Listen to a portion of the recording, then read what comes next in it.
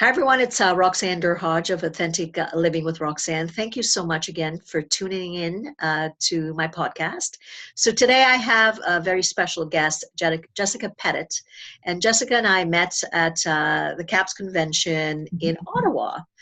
Jessica graced us with her presence, being surrounded by us nice Canadians, like she kept saying. You guys are nice. I remember that, where she was a keynote speaker at our conference, and I completely enjoyed your keynotes. It made me chuckle and laugh and understand things from a different perspective. So I'm just going to, I have a bit of a bio and I'm going to read it, but what I like is for my guests to just, tell the listeners a bit about you when I'm done. So Jessica has a master's degree in education, and she's also a CSP in the speaking world. That's a certified speaking professional, which means that she spoke lots and lots and lots for a very long time. And she pulls together 15 years plus of comedy, and you've trained in comedy, and along with diversity training in a wide range of organizations to move groups from abstract fears to actionable habits to lead their teams to work together. Mm-hmm. With a sense of belonging and understandings, colleagues take more risks with their ideas, converse precious resources through collaboration, and maintain real connections with clients over time. That sounds very nice, because oftentimes, diversity is such a difficult topic for so many people. And I remember when I came to Canada and I was 16 years old. And, at that point, a lot of people didn't know where Trinidad and Tobago is on the map, and they didn't know kind of where to place me. And I remember thinking, oh, well, that's kind of different. Why don't you know where we are? And so having lived a bit of that, growing up elsewhere and then moving to North America, I have a real experience of what that was like, having lived it myself. So Jessica, thanks so much. So tell the listeners who you are and what brings you to a space where you talk about diversity and being real. Yeah. So what's interesting about the concept of being real is that I think most of us, and maybe I could say most women, maybe I could say most entrepreneurs, maybe I can say most human beings. I don't know. I'm only coming from my own perspective, but I've spent years and years and years and years trying to, quote, be myself in a container that fit other people's expectations or desires, but I never really asked what they were. So I was making assumptions about what other people wanted and then trying to be what I thought other people wanted me to be. And it's just utterly exhausting, really. My own diversity work, I almost completely burnt out doing the same thing I was always doing. I wasn't noticing any differences or any changes or anything. And it was really frustrating. And so about 3 years ago, I decided that what if the consistent tool that I have trying to do good work, but also trying to have good conversations and good relationships, what if the base of just me was enough?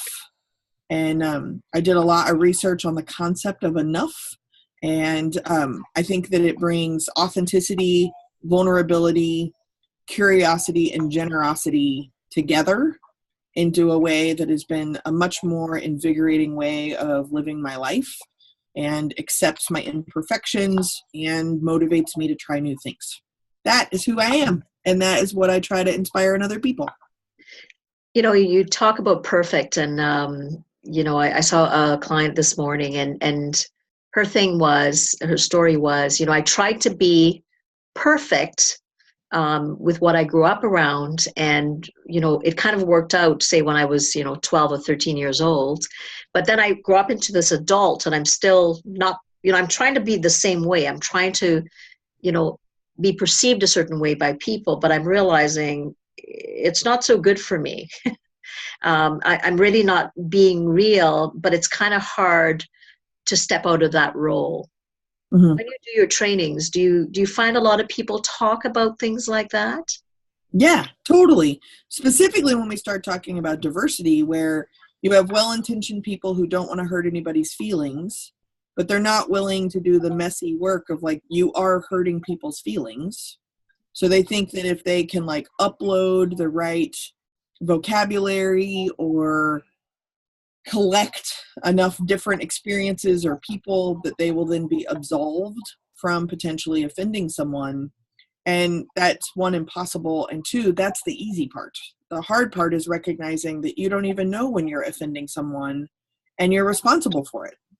And so part of doing authentic work is really being vulnerable with yourself and allowing yourself to be curious and generous with yourself, so that when you can be responsible for who and how you are, then you don't feel the need for perfection. You don't feel the need to satisfy other people's wishes you haven't even found out what they are.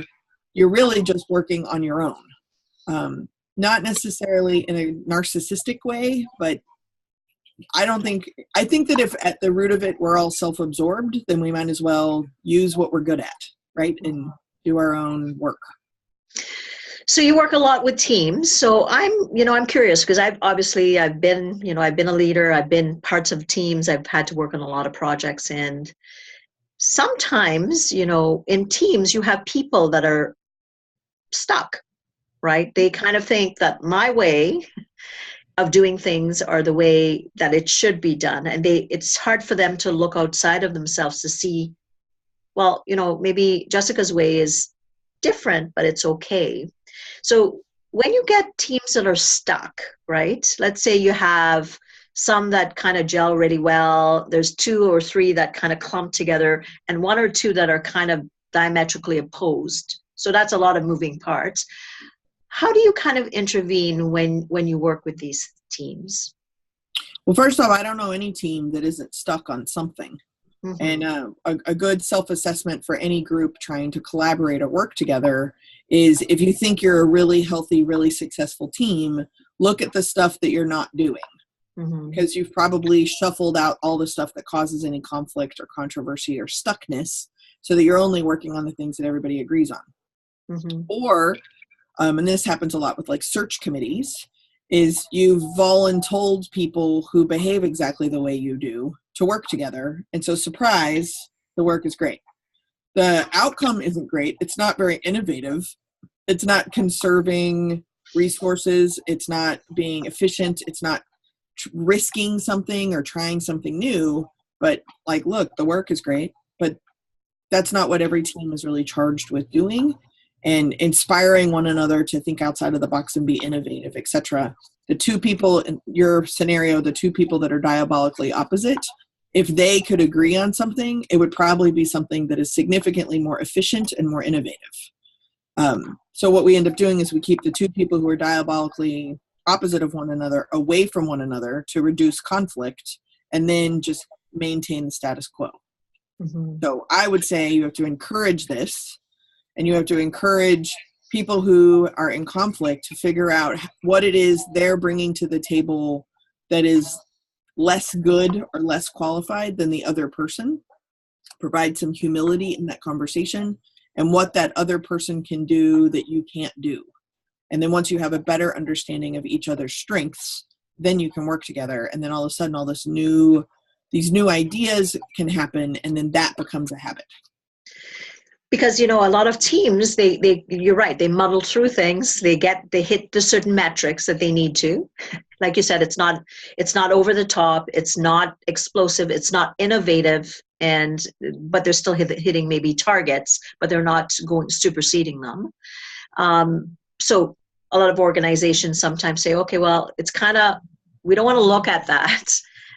Because we're afraid. And I don't know if you've gone into organizations, and I know I've worked in multiple hospitals in my career, where a lot of times those systems move difficult people or perceive difficult people instead of dealing with them.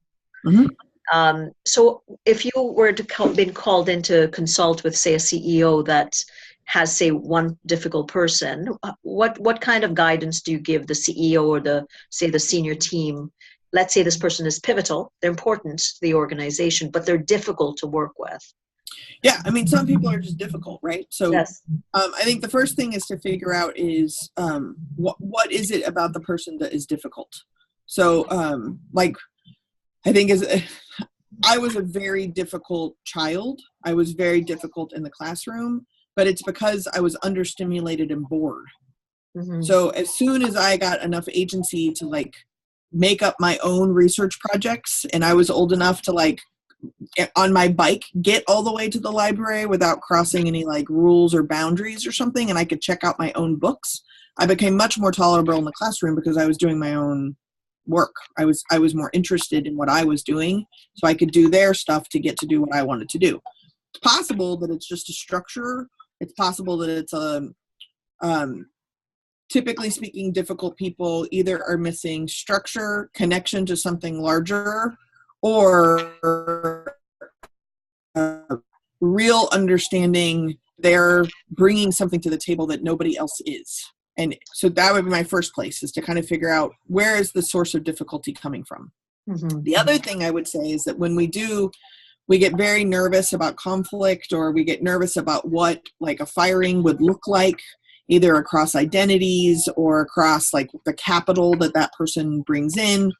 Sometimes they're the founder of the organization, right? There's all different kinds of politicking and things like this. And so when you move someone or you create a job for someone that's difficult and you're just hoping they hate the job enough they leave on their own, first off, you're really devaluing the work you've moved a difficult person into, because now that place has to deal with this difficulty, and it has a negative impact on how their work is perceived in the organization, because everybody kind of catches on to what you're doing, usually except for the difficult person. So what I really encourage when I do consulting with organizations or associations or businesses is to be able to do a self-assessment of what's missing, of the strengths of the people that you're working with, and what the experience of the people you're working with, and then either hire or tap into the few people who have those skills, so that there's an acknowledgement of a role someone is playing, even if they're the only one who does this. So the ability to make connections that are connected to significantly larger ideas would be really annoying in the middle of an accounting meeting. But it's also the case that accountants' books can be completely 100% in order and not necessarily realize that when paired with the strategic plan and the vision of the organization isn't going to thrive.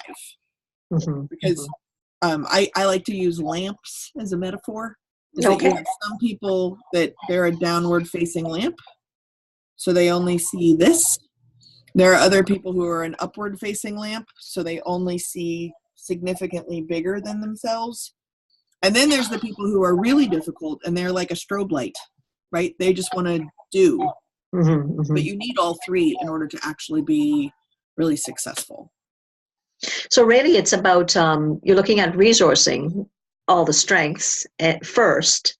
And then once you do that, then you're looking at, okay, what are the limitations or the blockages that allows the team to gel in a way? And then what if there is ongoing conflict, say, between two team members?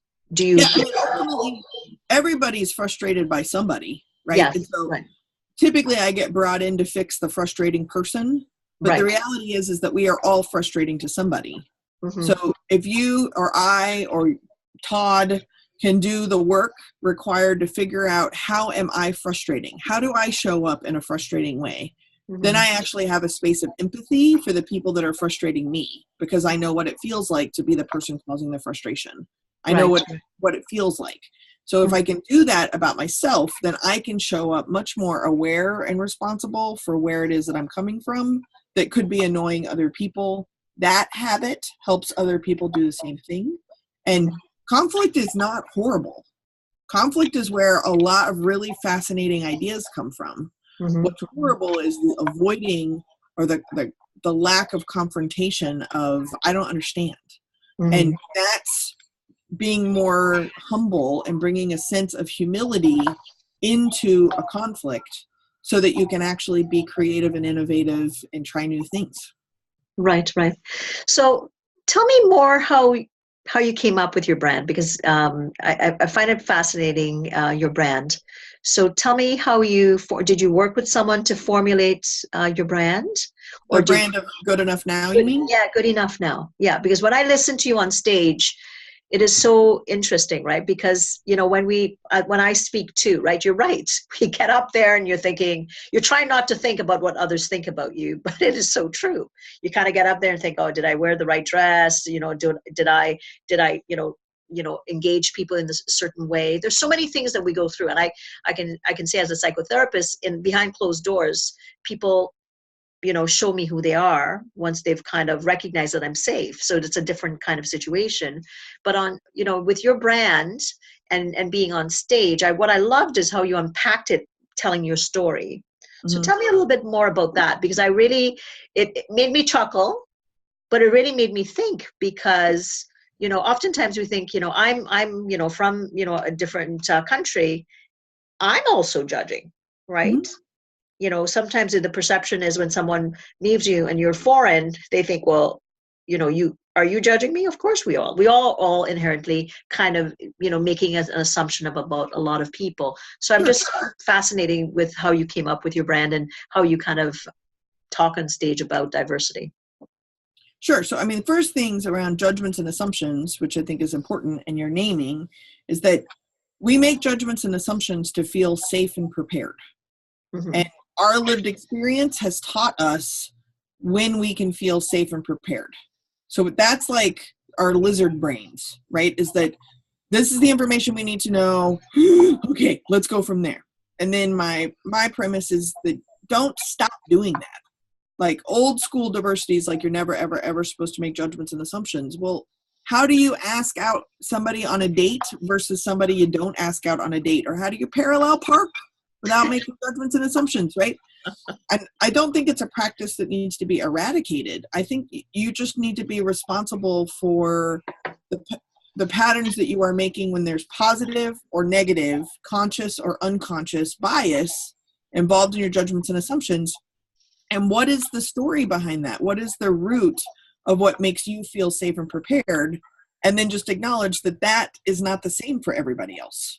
Mm-hmm. So then you can write your story, just write it triple spaced with extra wide margins, so that when you're actually engaging with someone else, they can give you edits to your story. So leave room for edits so that I can find out real accurate information about the person I'm about to interact with. They know their story better than you do. You know your story better than they do. So why are we not engaging in that kind of conversation with a sense of curiosity and generosity nobody likes to be wrong, so I like to say writer, right? Like our stories can become more right. So that's first, right? So as a professional speaker in my audiences, I was on an extended trip where every program I was going to offer happened to come up on this same trip. And so I just had this weird idea to have audience members write down on a sheet of paper what their favorite takeaway was. And then after I did each one, I stapled them and threw them in my suitcase. And then when I came home, I looked at all the sheets. And so there's many things that came from this as far as like developing my brand. And it's always interesting when we talk about branding and authenticity, right? Is that branding is not the font or the color. It's who you are, right? So at the National Speakers Association's last event was called the Brand Lab. And I was actually part of a panel. And I get asked all the time, like, how did you decide, like, how to be?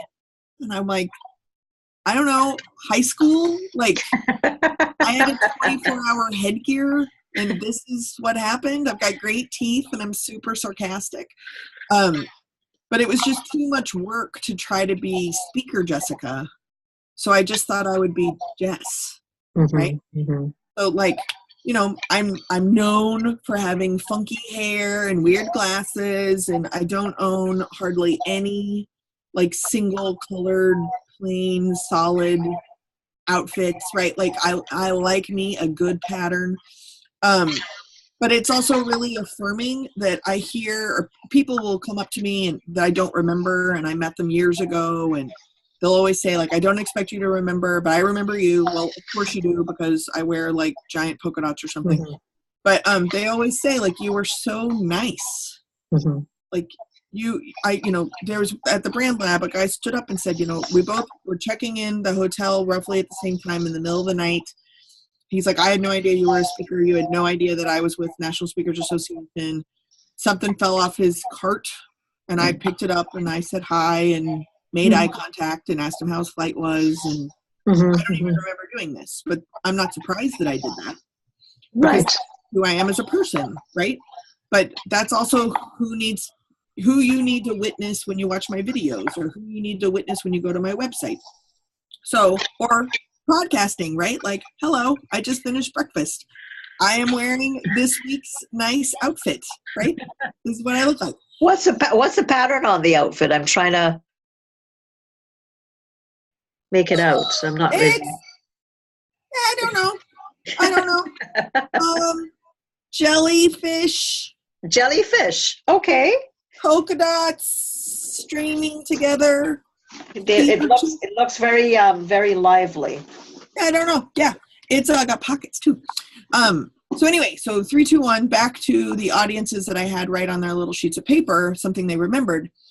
So as a speaker, what's interesting is let's say I offered 10 programs. I did this little activity, and the big lesson is I will never buy me. I will never be in my own audience. Mm-hmm. Because I'm with me all the time, which is why I'm like this, right? So even my husband can't do this all the time. He's like, go out of town. But my audiences are they themselves the audience. So I listened to their topics or the comments that they made. And what was interesting, first off, is I had 2 workshops that in my mind were completely different. And one was kind of a pain to do because it involved a lot of supplies that were really expensive. And the other one I really like to do more because it doesn't have supplies.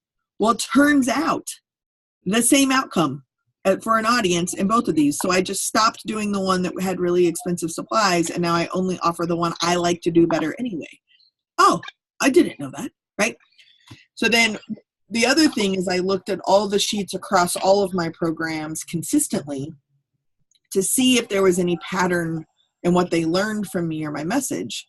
And there was. And right, if it was a snake, I'd be dead, was do the best you can with what you got some of the time.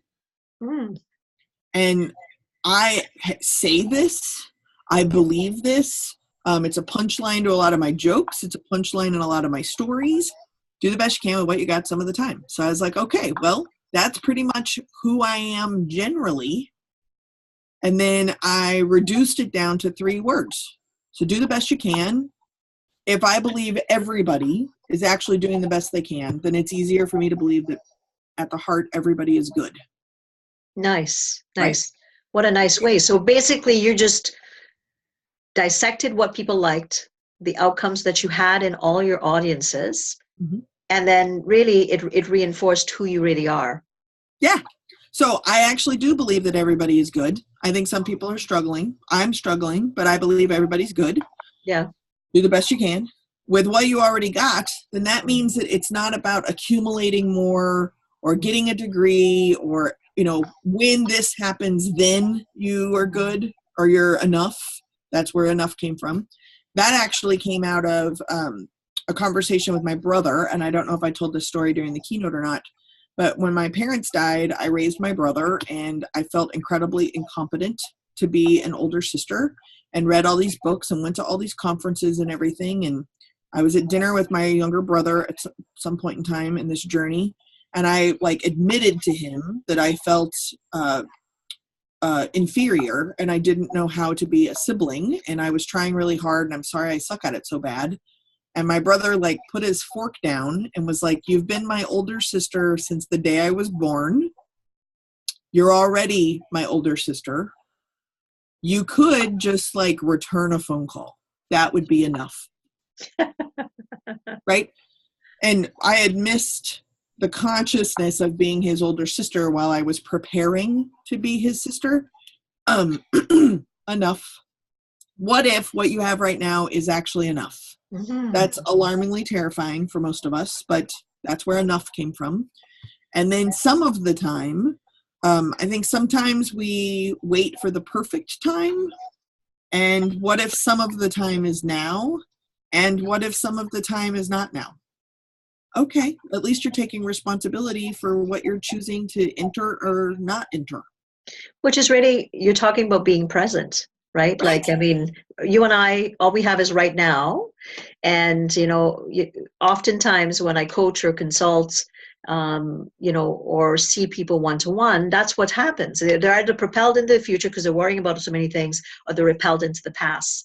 So that space of just being able to say, wow, but we're so oftentimes so busy comparing Mm-hmm. that we're out of that space. And like you said, what if really this is probably the best it's going to be? We have so many good things, but our selective brain kind of picks out the things that are wrong versus kind of going to what's really right. Right. So do the best you can with what you got some of the time, because you're good enough now. New brand, and it is way less stressful because it just gets to be me. Mm-hmm, mm-hmm. Hi. So tell me about a bit about your comedic background, because you're obviously people like me have to learn to do it on stage, and I've got a bit of humor, not like you, but you've got a comedic background. Would you mind sharing a little bit about that and kind of how that helps you or enhances or sometimes debilitates your capacity on stage? Well, that last little bit's probably the smartest part. So I grew up in a family that used a lot of humor and is big storytellers, right? They also, like, everyone had a PhD, right? Even my grandmothers had PhDs. Wow. So I kind of envision like super nerdy academics who told jokes to stay alive, basically. It didn't work. They all died before they were 50, but still, they were funny in the meantime. I think I'm motivated to use humor because I think it is the great equalizer, that no matter how much conflict or how much contentiousness exists between two people or a topic, if you can use humor, you can find the middle ground. Mm-hmm. And if you really can't find a middle ground, then outside of that topic, right now in the moment, you can both enjoy a good laugh. Mm-hmm. Mm-hmm. And then that connection helps find more connections. Absolutely. I think it's very helpful. And I think that an ill-timed joke, an inappropriate joke, a joke that doesn't land, can also really hinder those connections. Mm-hmm. So it's a risk. But most of the time, I find that the reward is worth it. Do you sometimes find diversity? Do you do diversity with racism at times? Do you do talks? Yeah, and how are those compared to just doing diversity in teams, or are they more difficult to do? No, to me, it's all the same thing. So I talk about every topic no one wants to talk about. Okay. And anytime I walk into doing consulting or speaking or training work with a group of people, there are more elephants in the room than there are humans. Mm-hmm. And so I just have to kind of figure out which elephants are unique to that audience. And the way to do that is to hit on the elephants that are rampant in our culture. Mm-hmm. So politics, religion, racism, classism, immigration issues, our general fear of difference. Like, that's like base one, right? Mm-hmm. So then from there, I can get a little bit more specific about what's actually happening or potentially happening in the workplace. So we can get to embezzlement, fraud, inappropriate hires, nepotism, sexual harassment. My favorite is I was doing some board consulting, and there was an individual serving on the board who I intuitively figured out was having an inappropriate romantic relationship with 3 different people in the room. And everyone in the room knew it except for the other 2 of the people, if that makes any sense. Mm-hmm, mm-hmm. And they wanted to do team building about working together better. And I was just like, so I'm seeing an elephant, right? But I can't start with that. No, goodness, no. Steve, keep your pants on for an hour, will you? Like, I can't do that. So I have to start somewhere. And sometimes starting at racism, which is usually terrifying for people to engage with, and terrifying because either it's a daily thing they're dealing with and now they feel that they have to do the education of it, or the crazy white lady with the weird hair is going to like call out all the white men. I mean, it's been done poorly for so long. But if I can start at racism and we're kind of, oh, okay, I see her approach her style, and I can get to Steve, keep your pants on, it's causing power dynamics at work. I'm actually serving that team. So you're tipping your toe in the water based on what's in your room, what's in the context, which makes sense. So racism, you think, oh my God, what a topic to start with. But if it's about power dynamics and differential systemically, guess what? It makes sense, right? So Right. It depends on what's the context of whatever you're dealing with. Right. And I'm very I mean, you mentioned this too. I did that several months ago, but you remember that I share a lot of stories about me going through this journey, right? And so because I think it's important to include everyone in the room and no one in the room become the target or the educator, that's what I'm getting paid to do, that stylistic difference allows me to talk about much more controversial topics. Absolutely. Well, it was, I remember my memory of meeting you was meeting you at the Tim's line, and I did not know who you were. And then you were saying, oh, these Canadians are so nice. And I'm like, I guess you must not be Canadian. That's all I thought, because you were chit-chatting and they're all just so nice. And then I was following you, and I think you had probably just checked in also to the hotel and that kind of stuff. And then I thought, oh, she's the keynote. I had no idea, because I was chit-chatting when we were in the lobby of the hotel, those types of things. You are real. Like, I mean, I often say that's the biggest thing, right? I grew up in the Caribbean, and I often talk to everybody. My son goes, Ma, do you have to talk to everybody every time? I go, well, it's fun. You never know who you're going to meet. Yeah. So it's a nice thing to be able to see that in other people. Now, Jessica, this has been opening again. Just I know this was not as comedic as when you were on stage, but I've learned so much more again about your true core message. I just wanted you to, if there's any last words you'd like to share, or tell the listeners where they can get a hold of yourself, or if they're ever needing someone to speak, or just resources that I know there's some resources that you can direct them to. Absolutely. So to get a hold of me, generally, goodenoughnow.com or Jess at goodenoughnow.com is a great way to do that. I also have some secret pages on my website. Dun, dun, dun. And if you go to goodenoughnow.com/freebies, FREEBIES, there's some free downloads and videos and things like that talk about the model in my book, as well as like the definitions or the activities that are in the book, because of course it's like highly interactive because I have the attention span of a gnat. But that's all there for free. It doesn't cost anything at all. And if I can ever be of service, let me know. Awesome. Well, thank you again. I think of my brand on authenticity, and you're right. We're good enough with what we have at the moment, and it may be the best that it is. And the more that we learn to accept ourselves for who we are, it's just a nicer ride versus looking at the other alternative. So thanks a lot again for taking the time. Hopefully we will. I may come to NSA. I'm still on the fence, but I know you're going to be there from what I've seen with our fellow speakers online. So hopefully we can connect then. And for my listeners, please reach out to Jess if you're needing anything at all. So again, thanks again for listening and tuning in to Authentically Living with Roxanne. And if you're needing any more information, just go to roxannedurhodge.com. Thanks a lot. Take care. We'll chat with you soon. Canada.